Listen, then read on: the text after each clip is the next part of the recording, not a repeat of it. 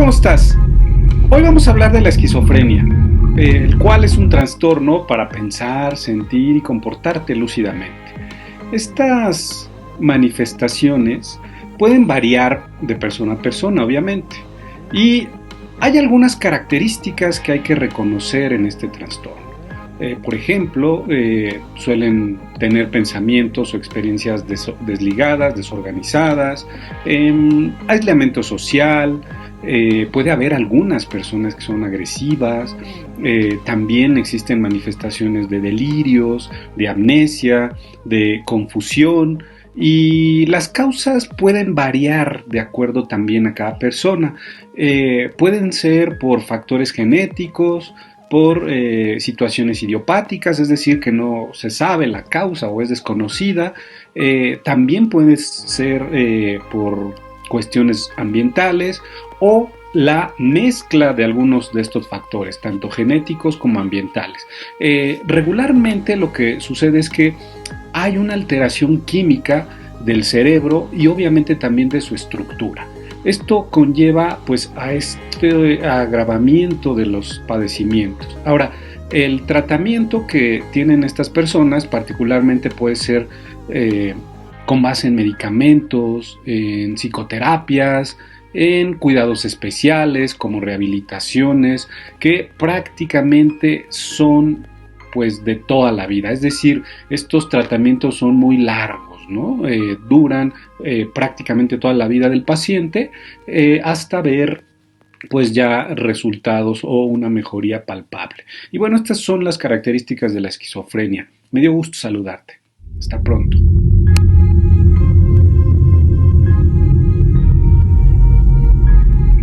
¿Depresión? ¿Qué es? La depresión es un trastorno emocional que causa un sentimiento de tristeza constante y una pérdida de interés en realizar diferentes actividades. Se manifiesta con sentimientos de tristeza, melancolía, infelicidad, ira, frustración y abatimiento. Tipos de depresión: depresión postparto, depresión mayor, trastorno afectivo y estacional, depresión psicótica, depresión ciclotímica, entre otras. La depresión está considerada como la tercera enfermedad más común en la población de todo el mundo. El tratamiento en la depresión en jóvenes se divide en 3 fases: en aguda, en continuación y mantenimiento. El tratamiento se divide en 3 fases. Se recomienda asistir primero con un médico psiquiatra, quien es el que va a evaluar todas las características del paciente e indicará cuál es el tratamiento más adecuado. En el tratamiento de acupuntura se utiliza Fei Shu, Xin Shu, Hei Shu, Fi Shu, Shen Shu. Algunas recomendaciones para prevenir la depresión es: expresa tus sentimientos, apóyate en familia y amigos, realiza actividad física, procura dormir entre 6 y 8 horas. La depresión es una enfermedad frecuente en todo el mundo. Se estima que afecta a 3,8% de la población, un 5% de adultos y un 5,7% de adultos mayores de 60 años. A escala mundial, aproximadamente 280 millones de personas tienen depresión. La depresión puede llevar al suicidio. Cada año se suicidan más de 700,000 personas. El suicidio es la 4ª causa de muerte en el grupo etario de entre 15 y 29 años. La depresión es la principal causa mundial de discapacidad y contribuye en forma muy importante a la carga mundial general de morbilidad. La depresión afecta más a mujeres que a hombres. Hay tratamientos eficaces para la depresión, ya sea leve, moderado o grave. Busca atención médica ante los siguientes síntomas. Busca ayuda de emergencia si tienes pensamientos suicidas, si piensas en hacerte daño o a otras personas. Ante el siguiente síntoma, pide una cita con un médico si te sientes deprimido. Recuerda que la depresión se puede curar y te pueden ayudar.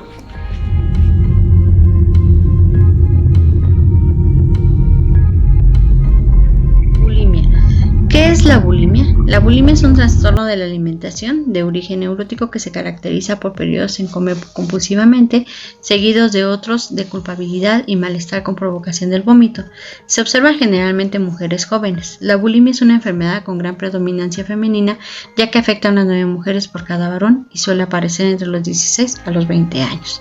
Según la OMS, ha clasificado la bulimia nerviosa como un trastorno mental del comportamiento.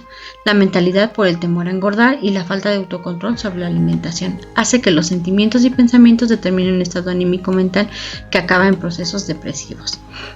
Existen 2 tipos de bulimia. El purgativo incluye la autoprovocación del vómito o el uso de laxantes diuréticos o enemas. El no purgativo utiliza otros tipos de conducta compensatoria como el ayuno o el exceso de ejercicio.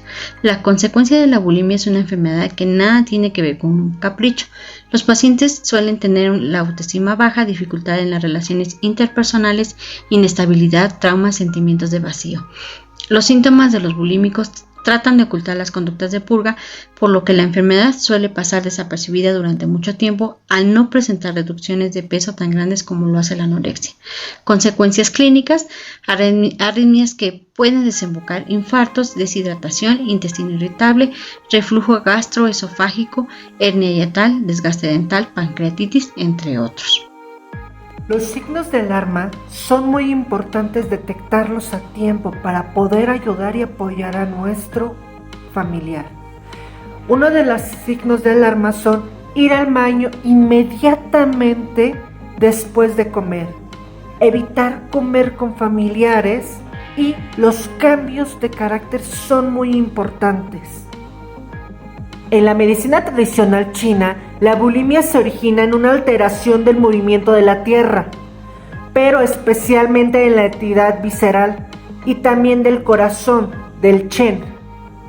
Por lo tanto, el tratamiento consistirá en equilibrar el vaso páncreas y el estómago, así como regular los trastornos del alma visceral, el Chen, el Qi, el Po, el Yi y el Hun. Estos son algunos puntos de acupuntura que nos pueden ayudar y apoyar en el tratamiento de la bulimia. Anorexia. Definición: es un trastorno de la alimentación que se caracteriza por el peso corporal anormalmente bajo y el temor intenso de aumentar de peso y la percepción distorsionada del peso. Es una condición psicológica caracterizada por el deseo de mantener el peso corporal lo bajo posible. Es un trastorno de salud mental asociada con bajo peso corporal. Los síntomas de la anorexia nerviosa no se asocian simplemente con la pérdida de peso, ya que el trastorno psicológico, lo que significa que los síntomas se manifiestan también son emocionales y conductuales. Los signos físicos de la afección incluyen fatiga, insomnio, cabello quebradizo y seco que se cae o rompe fácilmente, piel amarilla de periodos menstruales, piel seca, mareo, pérdida de peso, recuento sanguíneo, mala tolerancia al frío. Síntomas asociados conductuales y emocionales incluyen vómitos autoinducidos, uso de laxantes, enemas diuréticos, periodos de consumo, indisposición para comer en público, o falta de interés en la comida, irritabilidad, pensamientos suicidas, depresión o mal. La anorexia es actualmente desconocida y es probablemente que sea combinación de varios factores, incluidos factores biológicos, psicológicos y ambiente. El perfeccionismo y la sensibilidad están asociadas con la anorexia nerviosa. Algunas de las personas que desarrollan la afección muestran rasgos obsesivos compulsivos. Diagnóstico y tratamiento de la anorexia. El diagnóstico y el tratamiento lo puede hacer cualquier personal de salud. Dentro del diagnóstico vamos a encontrar en un principio la exploración física que nos va a ayudar con los signos vitales. También tenemos que hacer un análisis de laboratorio para entender y comprender este fenómeno que le pasa al paciente. También tenemos lo que es una evaluación psicológica para determinar el por qué el paciente tomó esta decisión con su cuerpo, que es muy importante. El tratamiento lo puede hacer diversos doctores en conjunto o un doctor en conjunto, pero en nuestro caso vamos a dar como tratamiento que tenemos que curar la deficiencia de sangre de hígado, la deficiencia de sangre en corazón, la deficiencia de yin y de yang de riñón. Pero también tenemos lo que es el vaso, que hay que curarlo. Entre los puntos más a destacar es estómago 34, lo que es hígado 8, vesícula 18, lo que es vesícula 19, renal 10, renal 12, lo que es vaso 6, riñón 3, riñón 2. Created using Powtoon. Trastorno obsesivo compulsivo. Los síntomas de las obsesiones, compulsiones o ambos. Las obsesiones son pensamientos impulsivos o imágenes mentales que repiten y causan ansiedad. Pueden involucrar cosas como miedo a los gérmenes o a la contaminación, miedo a perder o extraviar algo, preocupaciones por prejuicios que le puedan afectar a usted o a otros, pensamientos prohibidos no deseados que involucren sexo o religión, pensamientos agresivos hacia usted u otros, necesitar algunas cosas que alineadas en forma exacta o dispuestas a una manera particular precisa. Las compulsiones son comportamientos que usted siente que debe hacer una y otra vez para tratar de reducir su ansiedad o detener los pensamientos obsesivos. Algunas compulsiones comunes incluyen la limpieza o el lavado de manos excesivo, verificar repetidamente cosas como si la puerta está cerrada o el horno está apagado, contar compulsivamente, ordenar y organizar las cosas de una manera particular y precisa. Algunas personas en TOC también tienen un síndrome de Tourette u trastorno de tics. ¿Cuál es su diagnóstico? A veces el trastorno obsesivo compulsivo puede ser difícil de diagnosticar. Sus síntomas son parecidos a otras afecciones mentales como los trastornos de ansiedad. También es posible tener TOC y otros trastornos mentales al mismo tiempo. No todos tienen obsesiones o compulsiones, tienen TOC. En general sus síntomas se consideran TOC cuando usted no puede controlar sus pensamientos o comportamientos, incluso cuando se sabe que son excesivos. Dedica al menos 1 hora al día a estos pensamientos o comportamientos. No disfruta al pensar en estas conductas, pero hacerlas puede aliviarle brevemente de la ansiedad que causan sus pensamientos. Tiene problemas importantes en su vida diaria debido a estos pensamientos o comportamientos. ¿Cuáles son los tratamientos para el trastorno obsesivo compulsivo? Los principales tratamientos para el trastorno obsesivo compulsivo son la terapia cognitivo-conductual, los medicamentos o ambos. La prevalencia anual internacional de este trastorno se sitúa entre el 1.1% y el 1.8%. Además, Fuyana, Mataxis, Coles, Caspi y Harrington de 2009 mencionan que al menos el 13% de la población presenta algún síntoma obsesivo compulsivo que interfieren en sus vidas diarias.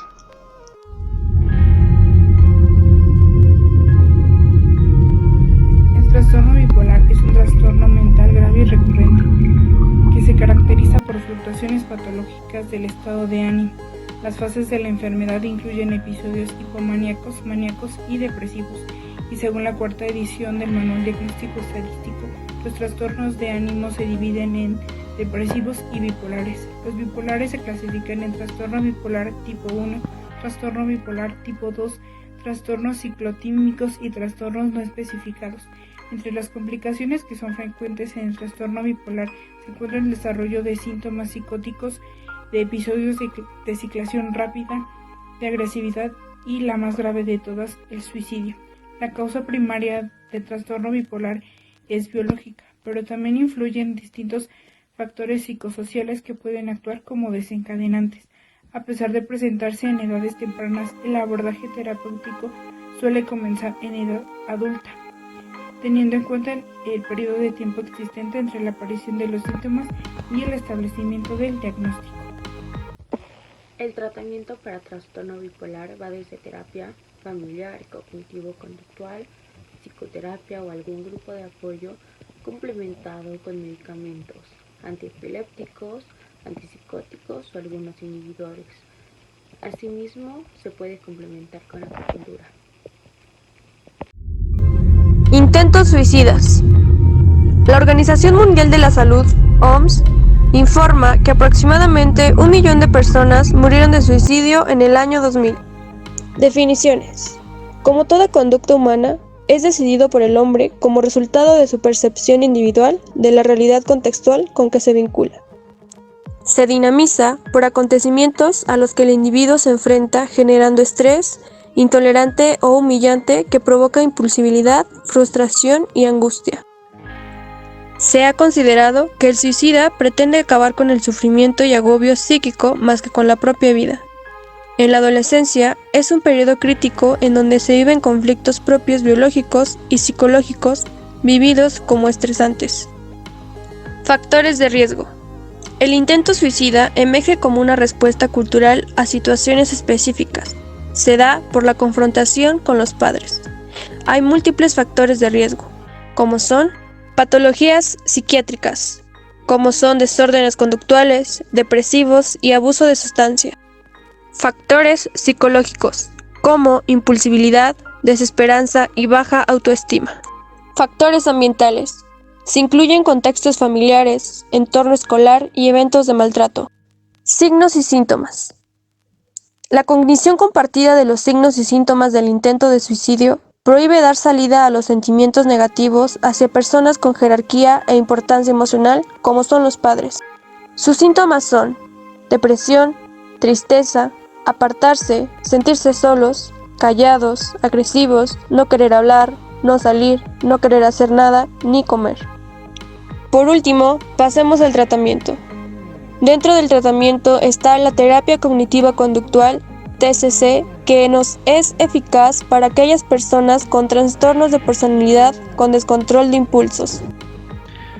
En lo que respecta al suicidio, podemos decir que es un acto autoinfligido para quitarse la vida. Se da en 3 etapas. La primera es el deseo, la idea y el acto en sí para quitarse la vida. Es considerado un problema de salud pública a nivel mundial, ya que está dentro de las primeras 10 causas de muerte. En las poblaciones jóvenes está dentro de las primeras 3 causas de muerte.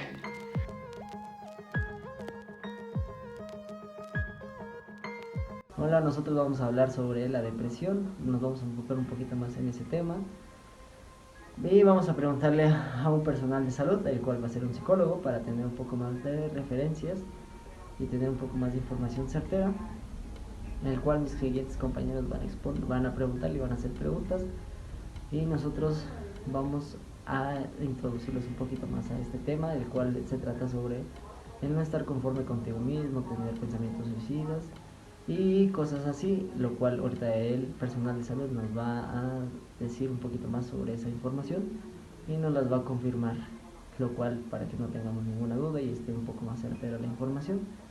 Y vamos a pasar con mi siguiente compañero, el cual se llama Janine. ¿Qué tal, Saúl? Espero que estén muy bien por allá. En este momento me encuentro con el licenciado en psicología, Claudio Cortés, que nos hablará un poquito de lo que es la depresión. Y por ello le haré una serie de preguntas muy cortas. Para empezar, ¿cuál es la principal causa de depresión en las personas? Ok. Para empezar a hablar de las causas de la depresión, primero tenemos que informar qué es la depresión. En la actualidad, gracias a la tecnología, gracias a los medios de comunicación que tenemos, se ha distorsionado por completo las patologías mentales, ¿no? Hay muchos casos en donde vemos publicaciones en Facebook, en Instagram o en Twitter que dicen padezco depresión o soy bipolar o sufro de ansiedad, cuando simplemente están pasando por momentos un poco difíciles. Hablar de depresión involucra hablar de toda una patología mental. Esa patología mental o ese trastorno mental está establecida en el Manual y Diagnóstico de Enfermedades Mentales, el DSM-5, donde para nosotros diagnosticar una depresión, alguna ansiedad, alguna patología mental, se tienen que seguir ciertos criterios. No nada más es hablar por hablar, no es el hecho de sentirnos tristes porque a lo mejor terminé con mi novio o de hecho ni terminé, simplemente tuve una discusión con mi novio porque mi papá me regañó, porque mamá me regañó y ya por ello me siento triste y voy a decir que tengo depresión.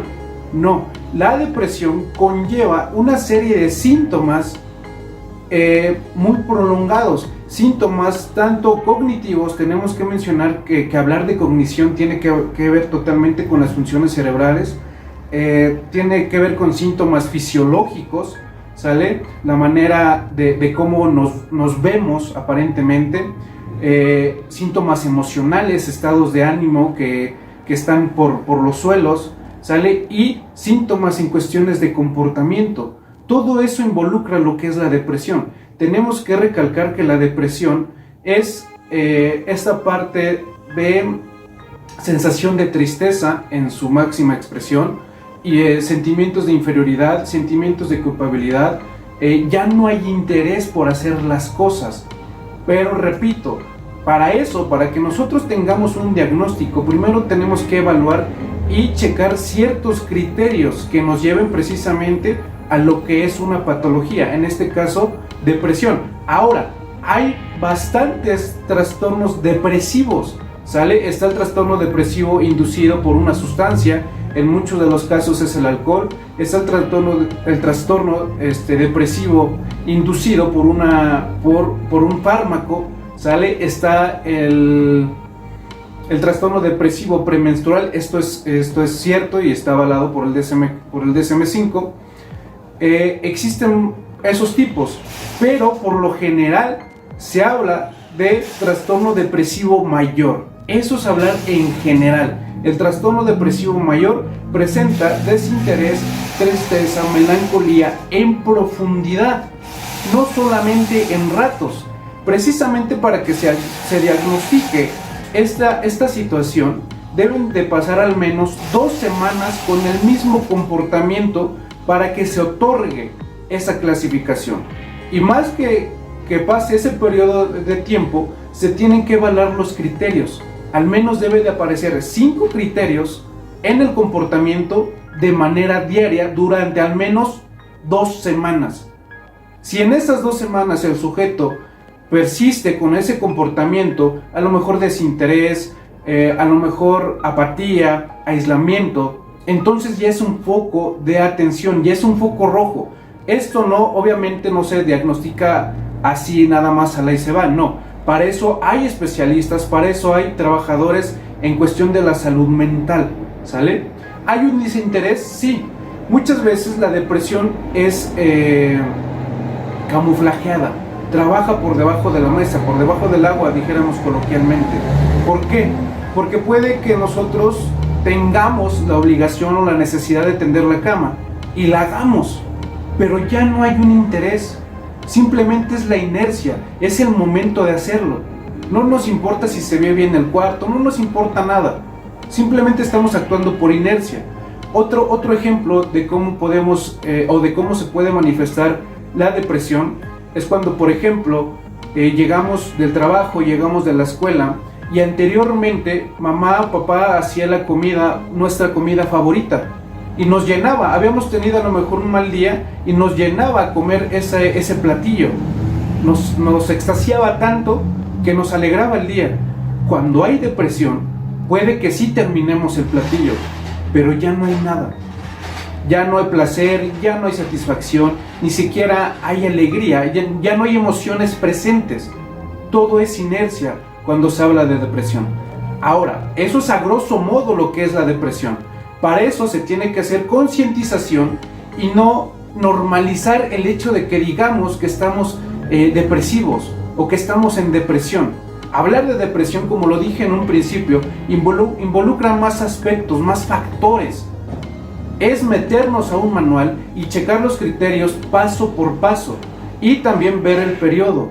No solo es momentáneo, no estamos hablando de emociones, es una patología mental. Por eso es que es muy importante que la información sea bien empleada. ¿Por qué? Porque también en la actualidad, en la adolescencia, Podemos tener adolescentes que su personalidad sea introvertida. Y esto no tiene nada que ver con la depresión. Es introvertido, no le gusta socializar, no pretende socializar, no pretende agradar, no pretende ser aceptado. Pero ¿qué es lo que pasa? Si un papá ve esa conducta, ve ese comportamiento, ¿qué es lo primero que dice? Socializa, ve a fiestas, intégrate, ¿no? Cuando a lo mejor es su personalidad. Y si el niño o el adolescente no acata esa orden o esa sugerencia, en automático, ¡pum! ¡Ay, mi niño tiene depresión! O este brother ya está deprimido, ¿no? Y más si le metemos esta narrativa del primo de un amigo, ¿no? Si más entre las comadres, entre los compadres, ¿qué crees, compadre? Que yo conocí a alguien que padecía lo mismito, tenía el mismo comportamiento y ¿qué crees? Le diagnosticaron depresión. Esa mala información, esa mala imagen que tenemos acerca de depresión y la salud mental es la que hace que cometamos errores en cuestión de la salud mental. Ahora, hablar de depresión también conlleva a actos, a ideas. Hablar de depresión, cuando hay depresión, hay ideas suicidas. Hay intentos de autolesiones, el famoso cutting, cortarse la parte de los brazos, lastimarse las piernas, arrancarse el cabello, es autolesionarse.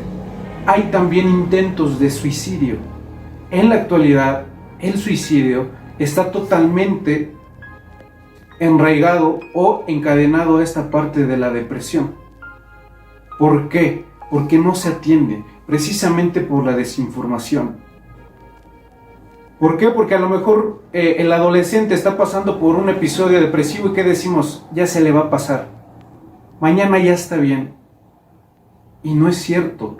Son focos de ayuda, son focos rojos que se están activando. Eso es lo que pasa cuando hay depresión. Principales causas, la depresión es un suceso multifactorial. ¿Qué implica el hecho de que sea multifactorial? Puede ser genético, puede ser social, puede ser psicológico, pero en su mayoría la depresión ocurre cuando pasamos un hecho tan estresante, tan traumante, que no podemos lidiar con esa situación de manera psicosocial. Pasamos un trauma, a lo mejor la pérdida de un familiar, la ruptura amorosa, la pérdida de una mascota, y no sabemos cómo manejarlo, y entonces esa tristeza que después se convierte en melancolía y que posteriormente ya se vuelve una patología llamada depresión, ahí empieza, con un cachito, con una situación. Ahora, eso hablando de una causa psicosocial, ¿sale? Hay factores genéticos, hay teorías que nos dicen, y por eso en una entrevista clínica siempre preguntamos, ¿alguien de tus parientes, de tus familiares ha padecido esto alguna vez, alguna patología? ¿Por qué? Porque genéticamente somos vulnerables a repetir el mismo patrón. Eso es lo que conlleva genéticamente y psicosocialmente a tener un episodio depresivo. ¿Sale? Eso sería para la primera pregunta. Okay. ¿Cómo influye la relación psicosocial en la persona que padece depresión? Precisamente por esta mala desinformación, valga la redundancia, o por la mala información, no sabemos cómo actuar. Muchas de las veces, como no se tiene conocimiento de quiénes son los profesionales en salud mental, simplemente damos vitaminas, ¿no? El niño está irritable, el adolescente está triste, ¿sabes qué? Mejor lo llevo con fulanito de tal. O no tiene ganas de comer. ¿Pero por qué no tiene ganas de comer? Un ejemplo. Porque le hicieron burla en el salón. Ok, no tiene ganas de comer porque le hicieron burla en el salón. Ya se le pasará. Mañana se le pasa. Pero no se toma esa iniciativa de ir a hablar con la persona y decir qué es lo que pasó, cómo estás, cómo te sientes. Y más, bueno, ¿por qué me enfoco en adolescentes? Ojo, se me pasó un dato muy importante. En la adultez, 1 de cada 10 adultos padece depresión. Ojo, y de ese 1, el 60%, solamente el 60%, tiene la capacidad de acudir a ayuda profesional.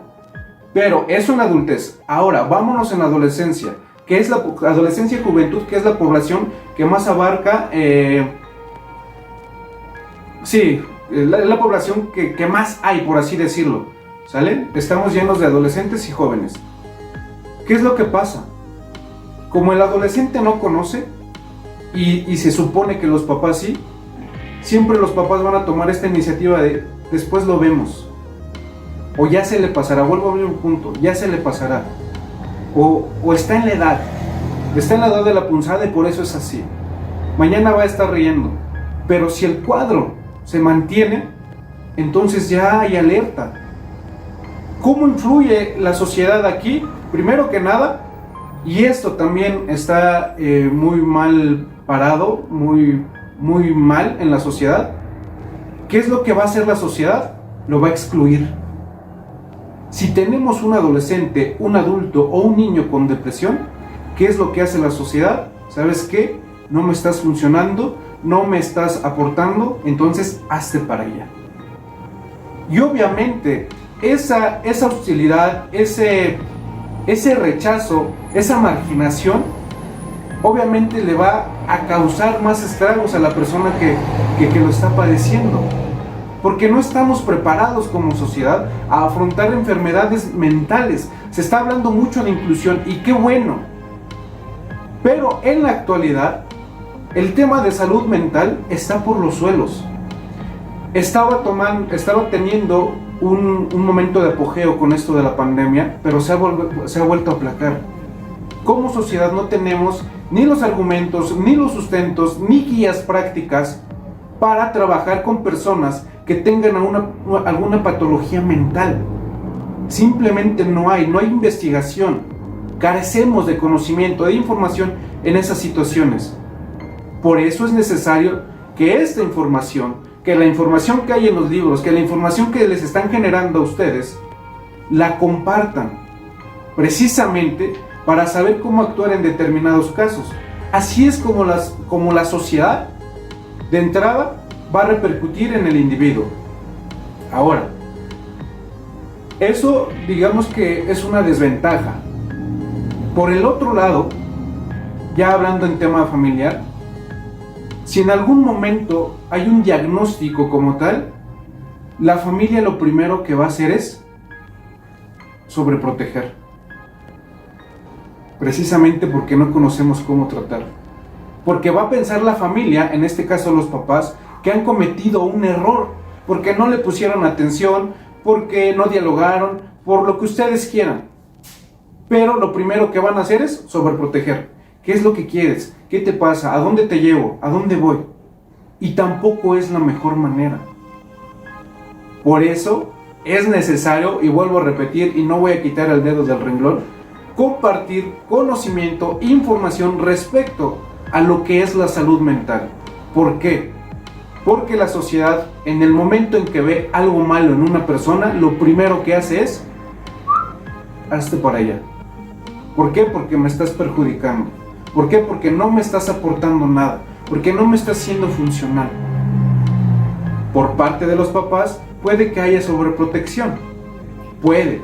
Esto, todo lo que estoy mencionando, es de manera hipotética. Lo que sí es al 100% es la primera pregunta que respondí. Pero esto es de manera hipotética porque cada uno de nosotros tiene una familia diferente, tiene unos papás diferentes. No digo que sea todos, pero en su mayoría no sabemos cómo actuar. Lo que hace la sociedad es excluir. Pero si está bien argumentada, si conoce de esta situación, lo que hace es crear redes de apoyo. ¿Cuáles son o quiénes forman parte de las redes de apoyo? Familia, amigos, instituciones educativas o instituciones laborales. Esas son mis redes de apoyo. Yo te voy a proteger, ya sé que tienes alguna patología, no te voy a tratar como tal, pero sí voy a estar al pendiente de ti, como papá, como amigo, como pareja sentimental, como institución educativa o como institución laboral. Voy a estar al pendiente de ti. Eso es lo más sugerible y lo más recomendable. Crear redes de apoyo alrededor de la persona que está padeciendo esta patología mental. ¿Qué afectación neurológica o psicológica puede llegar a tener una persona que padece este padecimiento? Bien, me voy por la parte neurológica. Ya hablamos de lo psicológico y también social. En la parte neurológica, cuando hay depresión, los niveles de neurotransmisores, ¿qué son los neurotransmisores? Sustancias químicas que se producen a nivel cerebral, ¿sale? Bajo pequeños choques de electricidad. Esos son neurotransmisores. Cuando hay depresión, cuando una persona sufre de depresión, la serotonina, noradrenalina, dopamina, oxitocina están por debajo del nivel que debería de estar. Están abajo de esos niveles. Eso es la primera situación que se presenta a nivel neurológico, que los niveles de neurotransmisores positivos o que nos hacen bien están por debajo. Segundo, conforme va pasando esta parte de depresión, la corteza prefrontal se va reduciendo. ¿Cuál es la función de la corteza prefrontal? Los movimientos, organización, coordinación, planificación de los movimientos. ¿Qué quiere decir esto? Nos volvemos más lentos, nos volvemos un poco más retraídos. Eso es lo que pasa. Segunda, las células gliales, que son un poquito más que las neuronas, se van perdiendo, se reduce el número de células gliales. ¿Qué es lo que hacen las células gliales? Precisamente que entre células haya una conexión. Esta conexión se llama sinapsis.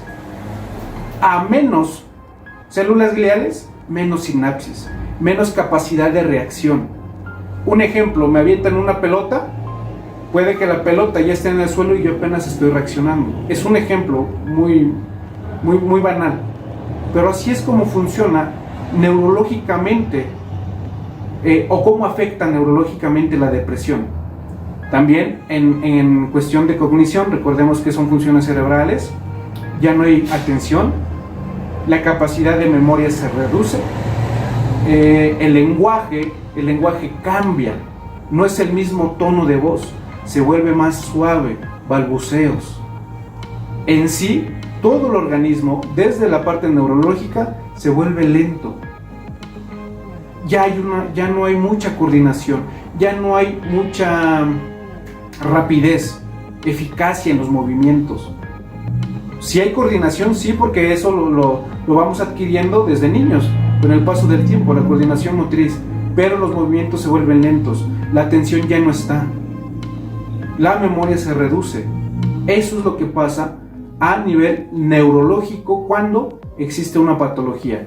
Entre más avance la patología, menos funciones cerebrales o menos intensidad en las funciones cerebrales se va a notar. ¿Cuál es el tratamiento a seguir en diagnóstico de depresión? Vuelvo a repetir, primero hay que informarnos, primero hay que ir con un profesional que diagnostique esta situación.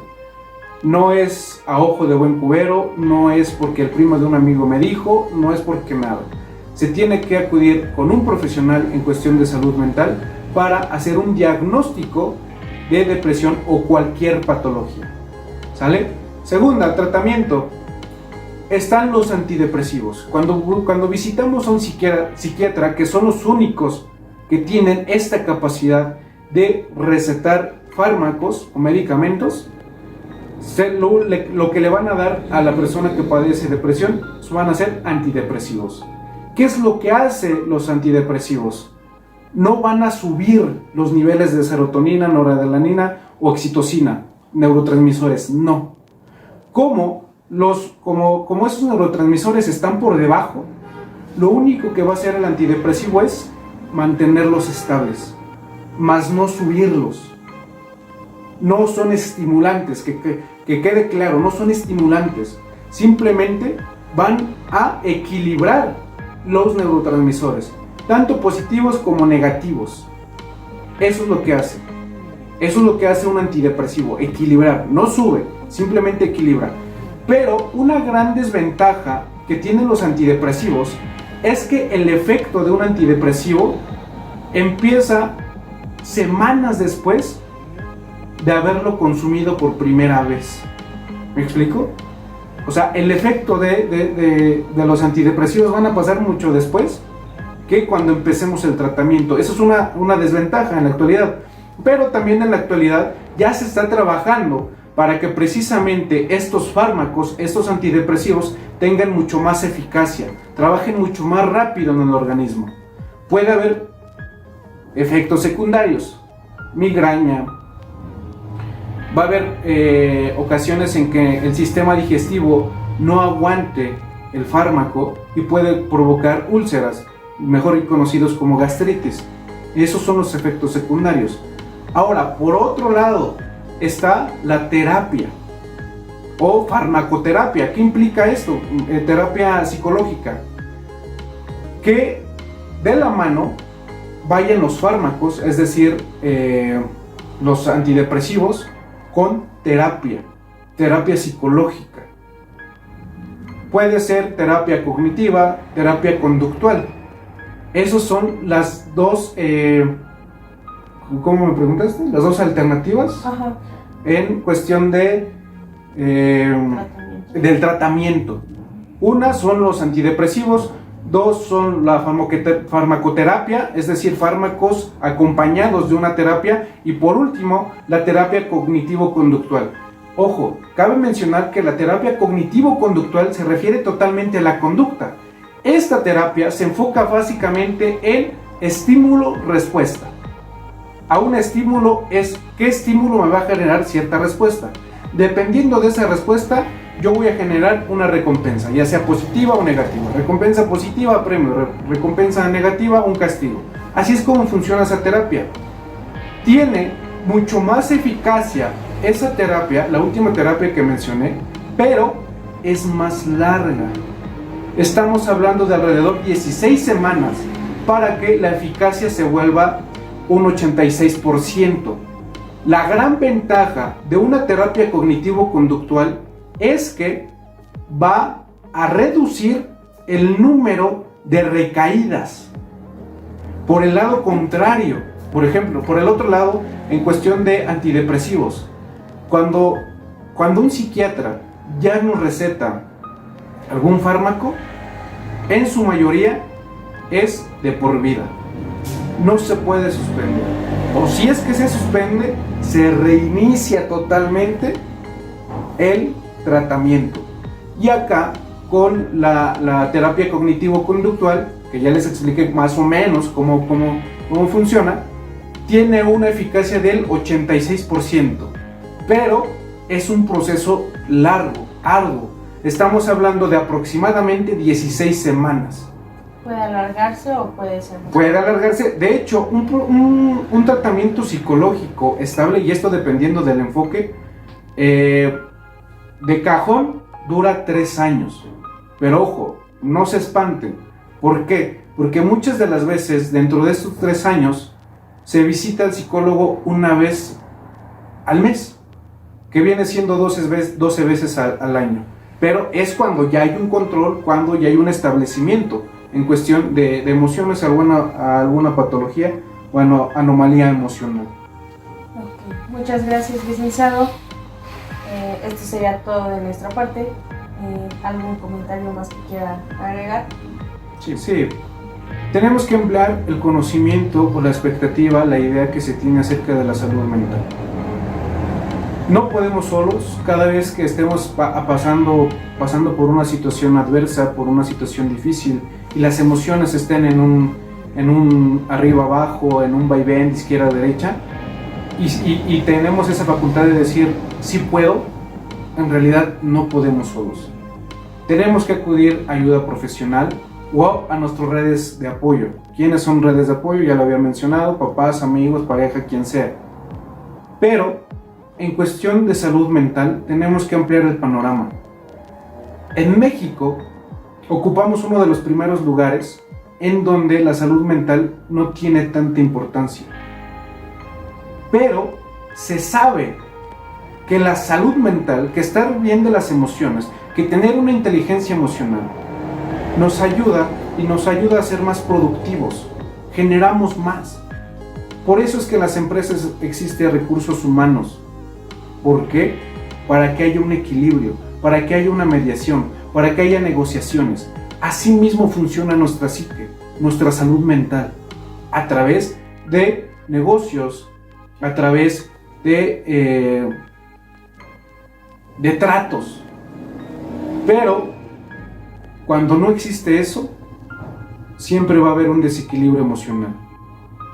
Abran ese panorama, infórmense más acerca de lo que es la psicología como tal, la salud mental, infórmense, investiguen y no se queden solo con lo que les digan los demás.